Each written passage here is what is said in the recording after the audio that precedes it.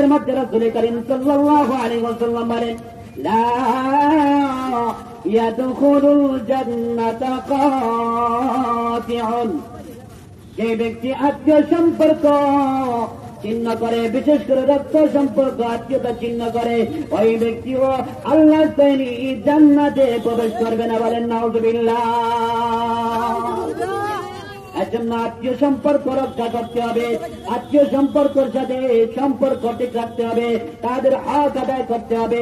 বুখারী শরীফের হাদিস, আল্লাহর নবী সাল্লাল্লাহু আলাইহি ওয়াসাল্লাম বলেন যে আল্লাহর প্রিয় বান্দা বান্দি, আমার উম্মতেরা, এই দুনিয়াতে যদি তোমরা নেক হায়াত চাও, দীর্ঘ হায়াত চাও এবং বেশি রিজিক চাও, তাহলে তোমাদের আত্মীয় স্বজনের সাথে সম্পর্ক রাখো, তাদের হকগুলো আদায় করো। আল্লাহ রাব্বুল আলামিন দুনিয়াতে তোমাদের হায়াত বাড়াইয়া দিবে, তোমাদের রিজিক বাড়াইয়া দিবে। সুবহানাল্লাহ। তাহলে নেক হায়াত, লম্বা হায়াত চাইলে, লম্বা বেশি রিজিক চাইলে আত্মীয় স্বজনের সাথে সম্পর্ক করো, তাদের হকগুলো আদায় করো।